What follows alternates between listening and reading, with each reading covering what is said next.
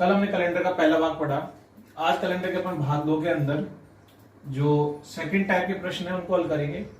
और कल हमने देखा था कि जो वास्तविक कैलेंडर था, ओरिजिनल कैलेंडर वाले प्रश्न प्लस मैंने आपको बेसिक जो जानकारी थी वो आपको दी गई थी। अब बात करें अपन अपने जो सेकंड भाग के अंदर किस तरह के प्रश्न आते हैं। थोड़ा इंपॉर्टेंट पार्ट होता है, प्रश्न इसके ज्यादा पूछे जाते हैं। इसके अंदर क्या होता है, किसी एक तारीख का वार दे दिया जाता है और उसके अकॉर्डिंग दूसरी तारीख का वार पूछा जाता है।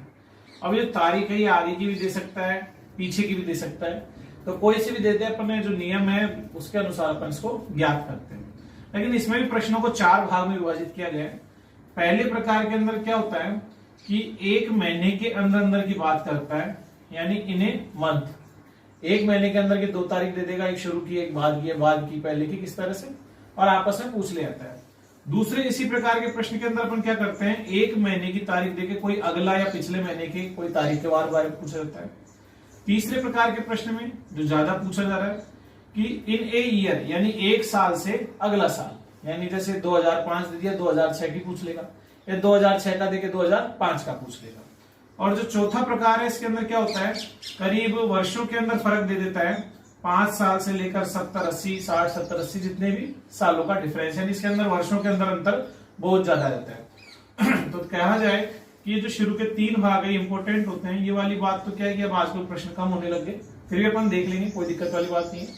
तो इस तरह के प्रश्नों के लिए हमें क्या करना है, एक छोटी सी अवधारणा होती है जिसे कहा जाता है विषम अंक अवधारणा। किताबों में लिखा होता है, इस तरह से अपन इसको बोल लेते हैं, विषम अंक अवधारणा। इसके अंदर क्या होता है, विषम अंक ज्ञात करना होता है हमें। और विषम अंक ज्ञात करने के लिए क्या होता है कि जो कुल दिनों की संख्या, यानी जो दोनों तारीखों के अंदर दिनों का अंतर है, उसमें हमें भाग देना होता है 7 का। और जो 7 का भाग दे देते हैं उसके बाद जो शेषफल बचता है, ये शेषफल कहलाता है विषम अंक। यानी बिल्कुल सरल सा मामला है कि जो कुल दिनों की संख्या, दोनों जो तारीख है उसके दिनों की संख्या के अंदर भाग अपन को देना है 7 का, और जो शेषफल बचता है वो शेषफल कहलाता है विषम अंक। अब इस विषम अंक को या तो हमें जोड़ना होता है या फिर हमें घटाना होता है। तो इसका भी सीधा सा फंडा होता है कि यदि दी गई तारीख से आगे की तारीख, यानी आने वाली तारीख के लिए पूछेगा तो हम जोड़ देंगे, और पीछे की साइड पूछेगा तो घटा देंगे। यानी कहने का मतलब आगे के लिए पूछेगा तो जोड़ते हैं और पीछे के लिए पूछता है तो घटाते हैं। प्रश्न के अंदर अपन करेंगे, थोड़ा अच्छे से और समझ में आ जाएगा। वापस देके विषम अंक आसानी से ज्ञात हो जाएगा। कुल दिनों की संख्या में आप 7 का भाग दो, आपको विषम अंक मिल जाएगा। विषम अंक को क्या करना है, या तो जुड़ेगा घटेगा, आगे की तारीख पूछता है तो जोड़ते हैं, पीछे की तारीख पूछता है तो घटाते हैं। देखिए अपन इसके अंदर क्या होगा, जैसे मैं आपको शुरू से चालू करें इसके अंदर भी कि एक महीने के अंदर की बात करते हैं अपन। देखें, किसी माह की 5 तारीख, किसी माह की 5 तारीख को शुक्रवार था, और उसने पूछा है कि उसी माह, यानी एक ही महीने के अंदर की बात कर रहा है, उसी माह की 27 तारीख को क्या वार होगा। तो देखो सीधी सी बात है कि भाई 5 तारीख का देके 27 तारीख का पूछा जा रहा है, तो मुझे आप बताओ आगे का पूछ रहा है कि पीछे का। आगे का पूछ रहा है तो आगे के लिए क्या होगा कि विषम अंक को हम क्या करेंगे, इसके अंदर जोड़ेंगे। और विषम अंक ज्ञात करने के लिए क्या होता है, इन दोनों के मध्य का डिफरेंस निकाल लो। तो 27 में से 5 गए तो बचे कितने भाई, 22, और भाग लगाएंगे कितने का, 7 का। 7 या 21, बचा कितना, 1। तो हम यहाँ पर कितना जोड़ देंगे, 1। तो शुक्रवार में 1 जोड़ेंगे तो अपना आंसर क्या आ जाएगा यहाँ पर, शनिवार। बिल्कुल बेसिक है, सामान्य। इसके अंदर कुछ भी नहीं करा, दिनों का अंतर निकाला, भाग 7 का दिया, शेषफल था तो आगे का पूछ रहा है जोड़ दिया, पीछे का पूछता तो फिर इसको घटा देते हैं। ऐसा ही मैं एक प्रश्न और आपको देता हूं। देखो कि कोई महीना था और किसी माह की 26 तारीख को बुधवार है,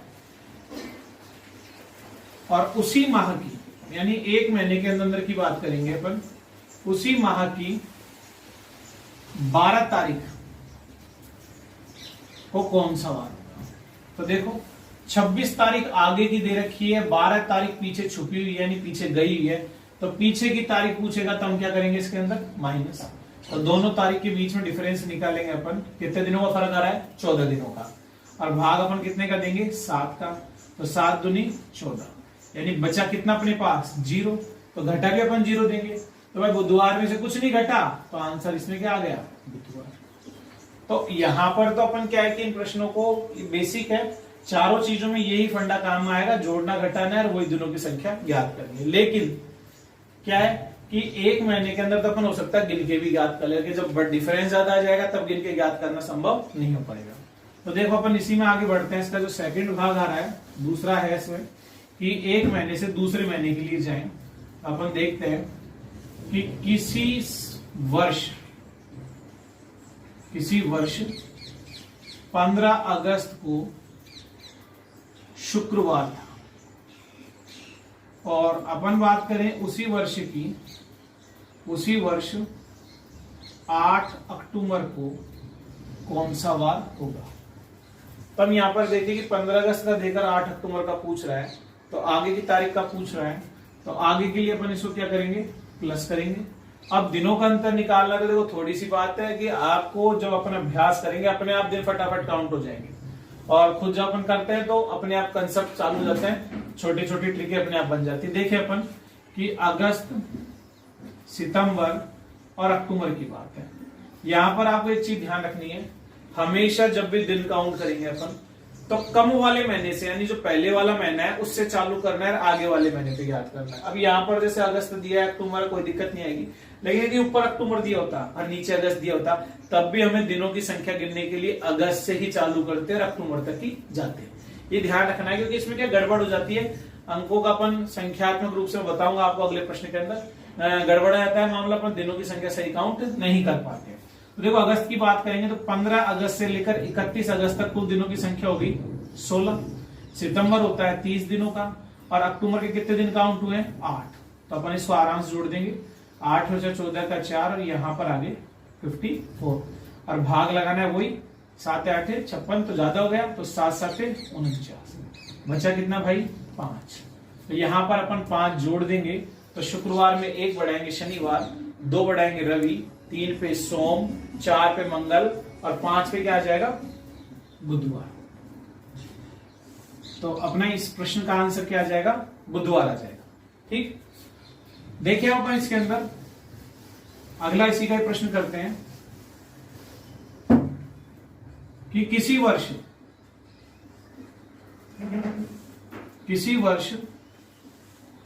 15 जुलाई को सोमवार है, और उसी वर्ष की बात करेगा कि उसी वर्ष 28 मार्च को कौन सा वार होगा। तो देखो बेसिक अपना फंडा है, जुलाई का दे रहा है, किसका पूछ रहा है, मार्च का, यानी पीछे का पूछ रहा है, तो हम जोड़ेंगे घटाएंगे, इसके अंदर घटाएंगे। अब जोड़ना घटाना आता है, उसके बाद अपन दिनों की संख्या काउंट करें, तो देखो कुछ वाले लोग जुलाई के दिन गिनेंगे, तो जुलाई में कई बार आगे गिन जाएंगे, जैसे 15 से 31 जुलाई होता है, साल 16 दिन हो गए, 16 कैसे होगा भाई, अपन को गिनना है 28 मार्च पे खड़े हो जाओ, और अपन को पहुंचना है 15 जुलाई तक। तो इसलिए मैंने आपको बोला है गलती से भी गलती ना हो अपन से, यानी अपन से कोई समस्या वाली बात ना आए, तो अपन कम वाले से चालू करेंगे, ज्यादा वाले पहुंचेंगे। तो देखो ये मार्च, अप्रैल, मई, जून और जुलाई, ये अपने महीने आ गए। 28 मार्च से चालू करेंगे, मार्च 31 दिन का होता है, 31 में से 28 के बचे कितने दिन भाई, मार्च के 3। अप्रैल पूरा काउंट हो रहा है 30 दिन का, मई पूरा काउंट हो रहा है 31 दिन का, जून काउंट हो रहा है 30 दिन का, और जुलाई के कितने दिन गिनने में आए भाई, 15। तो एक तो तरीका है, दिनों की संख्या को आप जोड़ दें, 3 4 और 4 और 5 9, 3 3 9 और 1 10, 109 के अंदर अपन भाग दे देंगे 7 का, 7 एकम 7 बचा 3, 7 पंजे 35, बचे अपने कितने 4, और अपन यहाँ पर जो 4 शेषफल बचा है, तो यहाँ पर 4 घटा देंगे, सोमवार में से 1 कम करेंगे तो रविवार आएगा, 2 कम करेंगे शनिवार आएगा, 3 कम करेंगे शुक्र, और 4 कम करते हैं तो आंसर आता है अपना गुरुवार। अब बात करें इसके अंदर अपन इसको छोटा करना चाहे प्रश्न को, तो देखो यहां पर ये छोटा हो सकता है, अभ्यास के ऊपर डिपेंड है, सीधी सी बात, जैसे अपन प्रश्न करेंगे ज्यादा अपने आप हो जाएगा।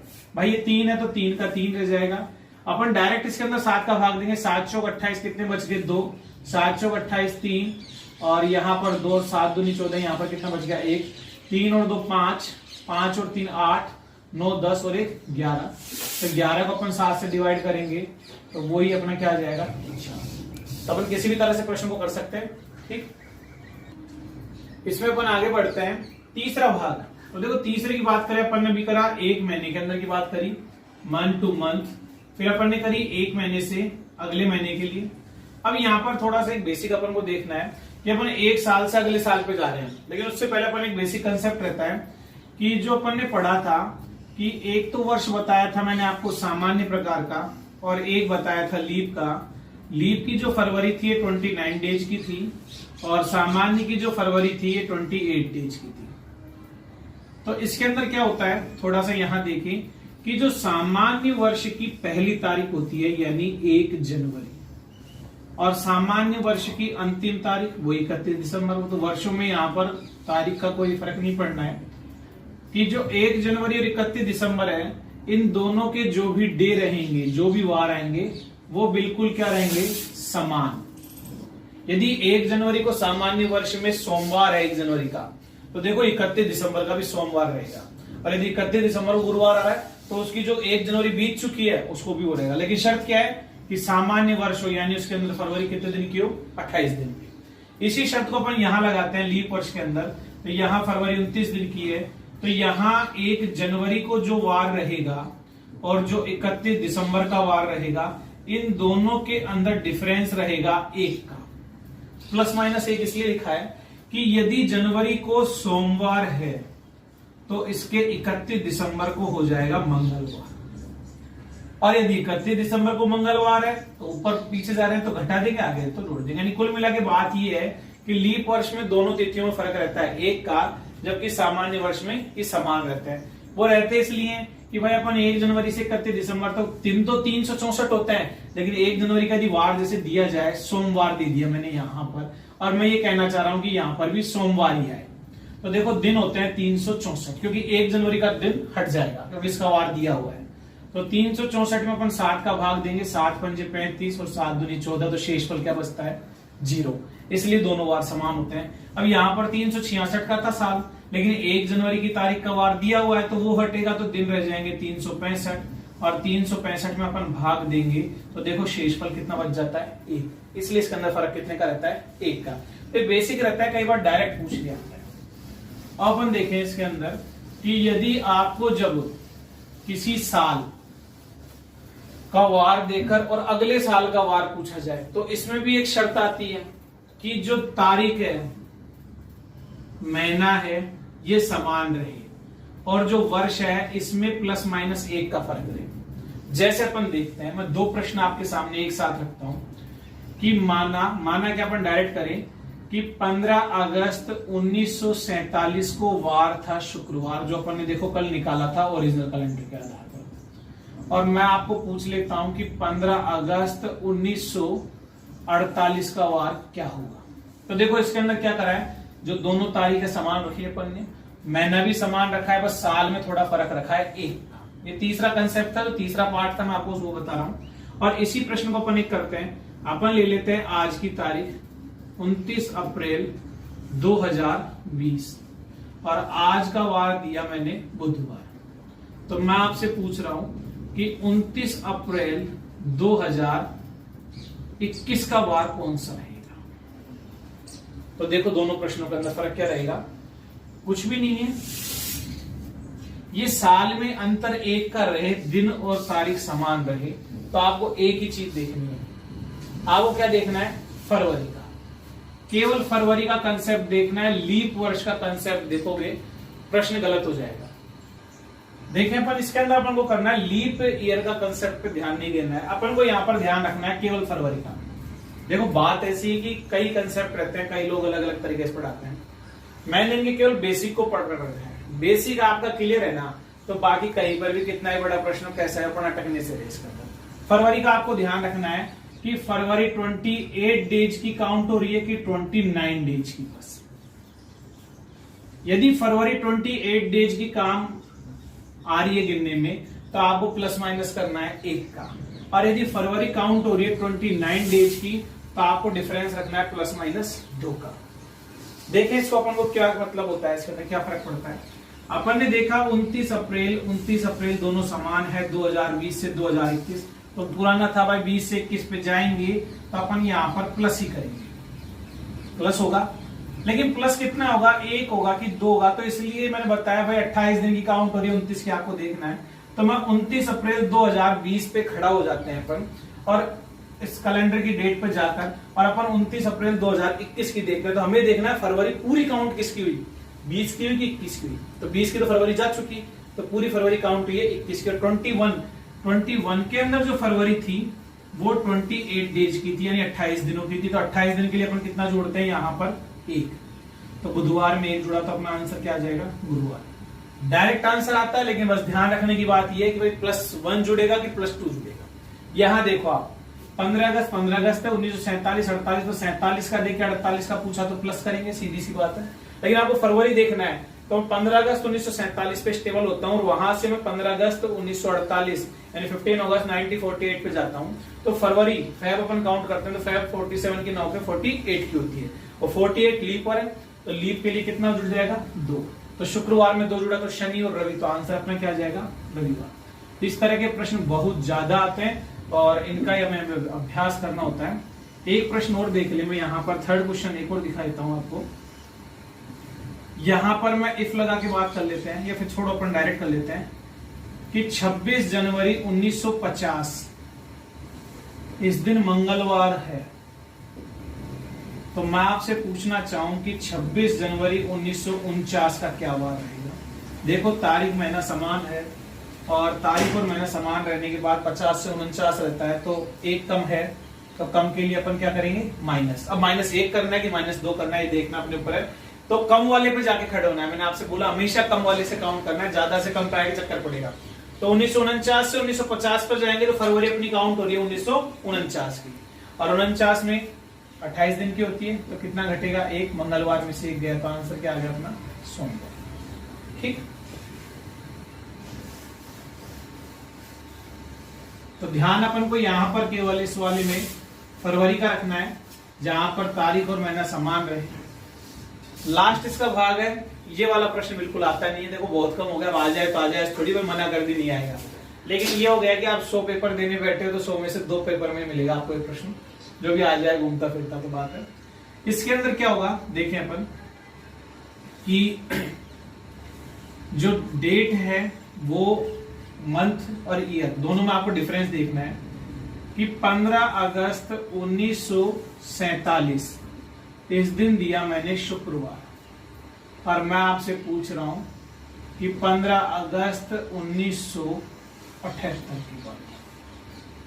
तो देखो तारीख और महीना तो समान कर दिया, लेकिन वर्ष का मैं डिफरेंस बहुत ज्यादा ले गया, बहुत आगे ले गया, 47 से 78। कुछ नहीं करना, जो अपन ने बेसिक पढ़ा है वो ये 47 78। बोलो जी आगे के लिए क्या करेंगे, प्लस या माइनस, तो प्लस होगा। पहला वर्ग 3 स्टेप में काम होगा, इसके अंदर शोर तोड़ने से आप 47 आप 48 का निकालो, 48 49 50 एक एक 2 जोड़ के बहुत टाइम लगेगा। तो 3 चीज ध्यान रखनी है, ज्यादा वाले साल में से कम वाला साल घटाओ। सबसे पहले 78 में से 47 अपन ने माइनस करा, कितने आगे 31 ईयर। अपन बात करें यहां पर, आप देखो कि वर्ष थे सामान्य और कुछ वर्ष होते हैं लीप। सामान्य में दिन होते हैं 365 और लीप में दिन होते हैं 366। अब मैं हर साल के 365 366 जोड़ूंगा तो मेरा टोटल बहुत बड़ा हो जाएगा। तो मैं डायरेक्ट 7 से डिवाइड करके इसका विषम अंक निकाल लेता हूं। तो इसका तो हो जाता है 1 और इसका विषम अंक हो जाता है 2। अब हमको 31 के अंदर काउंट करना है। कई बार अपन डायरेक्ट कईयों ने पढ़ा रखा है कि इसके अंदर आप डायरेक्ट 4 का भाग दे दो और जो भागफल आता है वो लीप वर्ष मिल जाता है।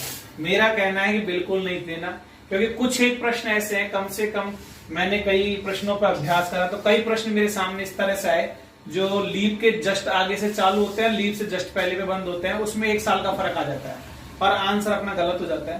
तो नॉर्मल काउंटिंग अपन आसानी से कर लें।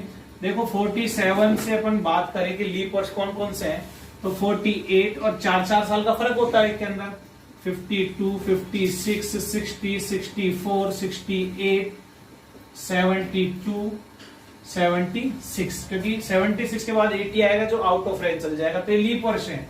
तो 3 और 3 6 और 2 8, तो 8 हमें लीप वर्ष मिल गए। लीप वर्ष के लिए विषम अंक कितना होता है 2, तो 8 को 2 से गुना करा तो ये तो मिल गया 16।